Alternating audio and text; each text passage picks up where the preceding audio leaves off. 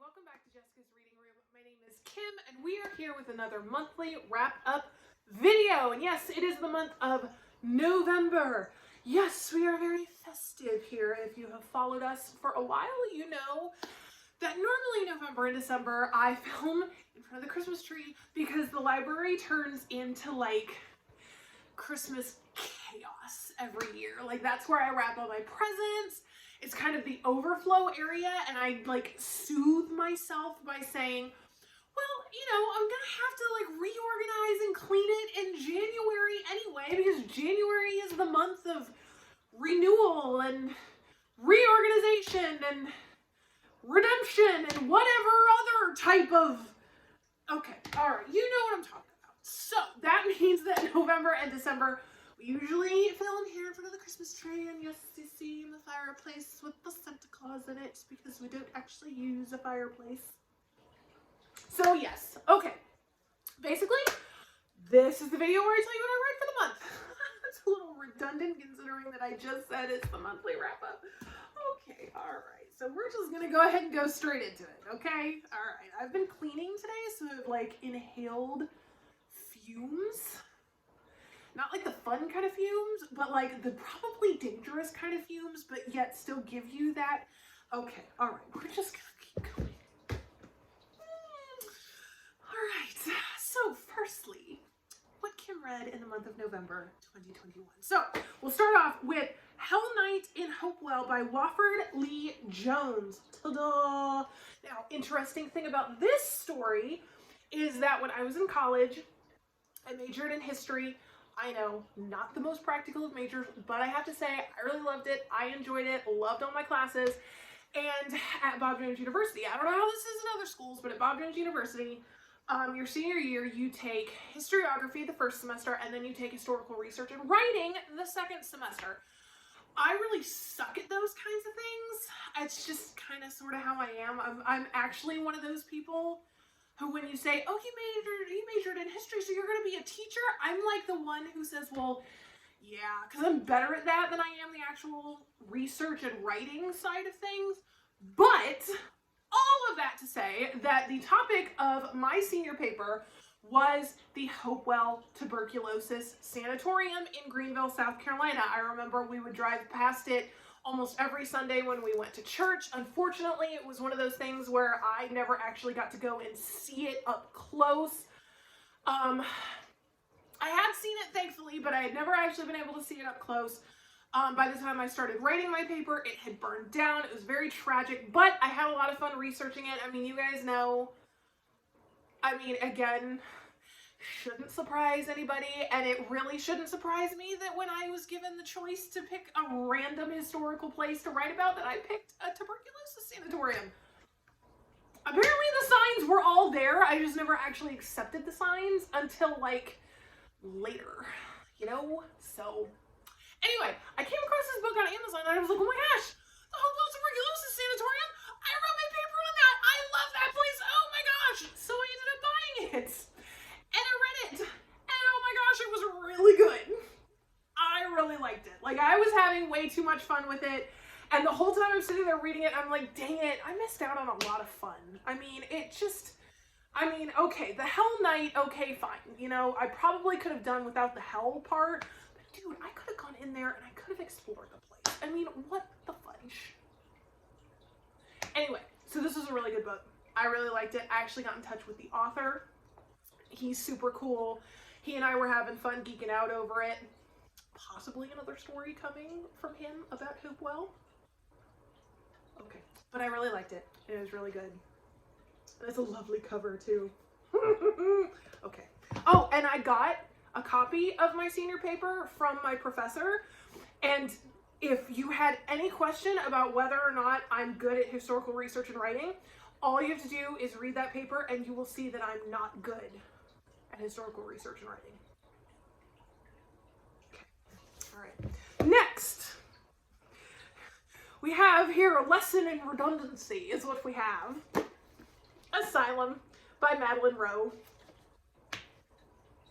Okay, I was feeling really bad about how little I was reading this month because we were really busy and we traveled and I was decorating and all this, so I didn't actually, plus I'm in the middle of still reading the Lord of the Rings trilogy, okay, and you know that's not something that you just fly through, okay, you just kind of, you frolic through it. So I'm in the middle of frolicking through it, okay, but unfortunately while you frolic, it looks like you're not actually reading anything because you don't have anything to show for it, okay, so I was like, okay, I love this book. I haven't read it yet this year. Why haven't I read it yet this year? It's quick. I know I can get through it fast.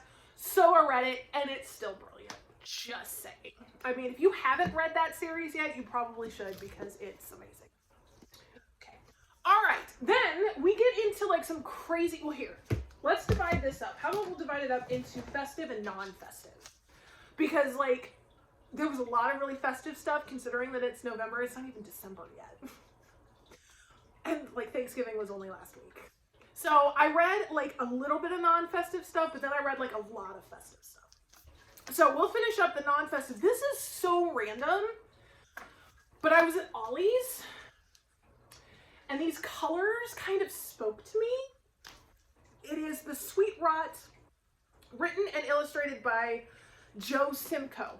Don't ask me, and it's a kid's book. At least I think it's a kid's book. I mean, it looks like a kid's book. And I mean, this artwork is fabulous. And I really enjoyed like reading it and looking at the artwork. But it's still, it's really complicated. And I'm not entirely sure. I mean, I'm pretty sure that this kid, Puke Boy, was looking for the courage to play his guitar in public. It just took forever to get there, and I still have no idea what happened along that journey. Okay, and what's really sad is that then I went back to Ollie's and I bought the other 2 books that are in the series because this artwork speaks to me, okay? And I figured I would just go ahead and read those and see if I could figure out whatever the hell is going on. You know what I'm talking about? Yeah, I'm sure you do. Okay. All right, so now we have the festive. Okay, I did read several audiobooks, but the only audiobook that I read that I listened to, that I don't have a physical copy of, is The Life and Adventures of Santa Claus by Frank Baum. Baum.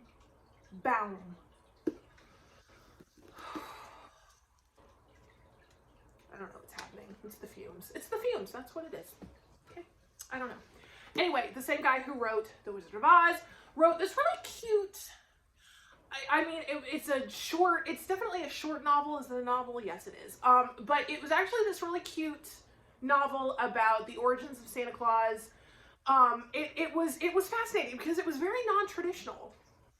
Like, you know, you can go look up St. Nicholas and you can kind of figure out, you know, what all the stories and then kind of sort of see the traditions. He took a completely non-traditional view on the origins and the traditions that came out of Santa Claus. And it was fascinating. I really liked it. It was easy to listen to. And so I was like, okay. All right, so there you go. All right, then we have The Santa Suit by Mary Kay Andrews. Now this one, she came out with, she even admitted in the acknowledgments that she was like, I didn't really expect to come up with a short story.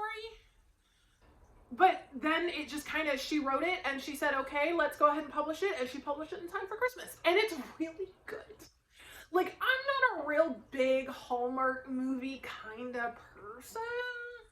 I mean, my mom is. And there are sometimes, like, for instance, there's that one movie that she and my dad, like, absolutely adore. And it's called The Christmas Card. And, like, the concept is really nice. But then you watch it and they picked, like, the worst actors and can't even talk. Actors and actresses. And I mean, it has Ed Asner in it. So he's not a bad actor, but for some reason, it's just such a stupid movie. And there was one year where my parents were like, well, can we watch The Christmas Card? And me and Ivan and Bradley, my brother, were sitting there and we're like, okay, yeah, I mean, we have to watch it. Fine, let's watch it. And so it played for 20 minutes where all we did, this was Ivan and Bradley and me. All we did was make fun of it. Every line that came out of their mouths we're sitting there making fun and laughing and having the best time. And so my mom got up, walked over to the DVD player, pressed the eject button, and she was like, you don't deserve to watch this movie. And we're like, why are you turning it off? We're having so much fun. She's like, no, you don't deserve to watch this movie. We're not watching it if you're just gonna make fun of it. And so now it's like every year we beg her to let us watch it. She's like, no, you're just gonna make fun of it the whole time. And I'm like, well, dang it. You know, dang it. Anyway, Rabbit Trail. Okay, we're also talking about the same woman who in the middle of the Polar Express, okay, watching the Polar Express, she had like snoozed through the whole thing. And she gets to the part where the little boy picks up the jingle bell because he sees Santa and he believes and he rings it in his ear and he hears it. She woke up at that point and starts yelling, I don't like that! That's blasphemous! Santa Claus can't heal deafness! And we paused the movie and we turned to look at her and we were like, what? And she's like, well, that little boy was deaf. He couldn't hear the jingle bells. And Santa Claus doesn't heal deafness. That's blasphemous. And we all just, so we spent like legit 10 minutes trying to explain to her the concept. My mother does not do metaphors. Okay, she doesn't do metaphors. She's a very literal person. So again, we do watch the Polar Express every year, and every time we get to that part, we pause it and we start mimicking her about how it's blasphemous that Santa Claus can heal deafness. And it's pretty hilarious. Okay, that was another rabbit trail. And my feet are falling asleep for sitting like this. Okay. Okay. Anyway, all of that to say, this book is like a Hallmark movie, but better. Because by the time I got to the end, I'm like sitting there crying. And Ivan, who's playing his game, he like pauses his game and looks at me. He's like, what's wrong with you? I'm like, it's just so sweet. It's just such a beautiful story and it's just so sweet. So it's better than a Hallmark movie. So there you go. That took way longer than it should have. I'm so sorry. Okay, all right. Okay, let's talk about the rest of the audiobooks. Like I said, the Life and Adventures of Santa Claus was the only one that I don't have a physical copy, but I do have physical copies for the other ones, and one of them is A Christmas Carol by Charles Dickens. Traditional, duh, gotta listen to it. I mean, it's just the way it is. And the audiobook that I have is narrated by Tim Curry, so it's brilliant.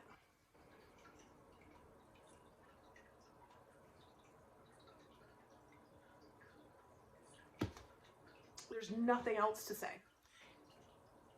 It's on Audible, and I think it's an Audible exclusive, but it's brilliant. And I don't know, there's something about A Christmas Carol. It speaks to me. I'm not sure what it is. I'm not entirely sure. Hey, Joe Christopher, how are you doing? Huh? You wanna come say hi to everybody? Yeah? Okay. No, you'll come here. Let's say hi. Oh my goodness. Of course, he doesn't cooperate when he's. Say hi, everybody. This is Joe Christopher. I'm not sure if you guys have ever met him. Say hi. Say, put me down, Mommy. You're so annoying. I know. Don't be a snot. Okay. Anyway, there's something about A Christmas Carol. It just speaks to me. It resonates in my soul. It's just great. Okay? I mean, I find myself actually identifying with Scrooge the older I get, but yet it also doesn't change the fact that it's just so sweet to have someone who hates Christmas, who doesn't like people, who just wants to be left alone, who sacrifices everything for money, who then interacts with these ghosts, whether you believe they were actually there, whether you believe that they were his, subconscious, whatever it is, does a complete 180 and loves Christmas, loves people, and actually gives his money to help people. It's just really sweet, and I really like it, and plus they're ghosts. Are you surprised that I wouldn't, that I'm actually attracted to that? You know what I mean? So yeah, I mean, it's just one of those things where there are a lot of really good lessons still to be learned from this book. In a world full of Scrooges, be a friend. Because it's just, especially at Christmas time. You can be Scrooge the rest of the year all you want to. That's fine. I'm not going to judge, but at Christmas time, be a friend. Okay, and then the other audiobook that, yes, this is, I mean, it's tradition. Again, if you guys have been watching, you know what this is. It is Santa Claus is for Real, a true Christmas fable about the magic of believing by Mr. Charles Edward Hall. The audiobook, it's narrated by Mr. Hall. You know, I listened to this several years ago. It has just become the quintessential Christmas book for me. The holiday feels incomplete if I don't read it. I've actually corresponded with Mr. Hall multiple times. He actually sent me this book. It was really sweet. See, it was very sweet. He's a very sweet man. But I listen to it every year. Helps get me into the Christmas spirit. It's the perfect view of Santa Claus and his place with Christmas. He's not supposed to be Jesus. He's not supposed to be the reason. He's simply a great reminder. And honestly, I mean, I can't say that faith in things unseen, that's really never a bad thing. It really isn't. But then as soon as I finished reading, I went ahead and wrote my letter to Mr. Hall. I have written him multiple times at Christmas time. Last year was weird, so last year didn't count. I didn't write him last year. I felt really bad about it. But they canceled the Radio City Music Hall Christmas Spectacular, and that was really sad. But I went ahead and I wrote him this year. Again, he's a wonderful man. I love him to death.